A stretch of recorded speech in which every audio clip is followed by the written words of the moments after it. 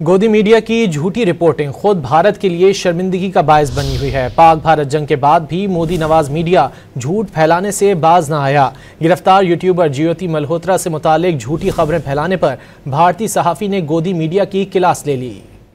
गोदी मीडिया की झूठी रिपोर्टिंग खुद भारत के लिए शर्मिंदगी का बायस बनी हुई है। पाक भारत जंग के बाद भी मोदी नवाज मीडिया झूठ फैलाने से बाज न आया।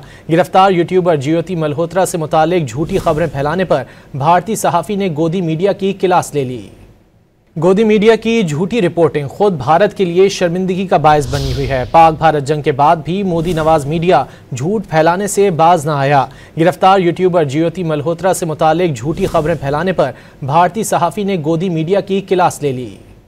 गोदी मीडिया की झूठी रिपोर्टिंग खुद भारत के लिए शर्मिंदगी का बायस बनी हुई है। पाक भारत जंग के बाद भी मोदी नवाज मीडिया झूठ फैलाने से बाज न आया। गिरफ्तार यूट्यूबर ज्योति मल्होत्रा से मुतालिक झूठी खबरें फैलाने पर भारतीय सहाफ़ी ने गोदी मीडिया की क्लास ले ली।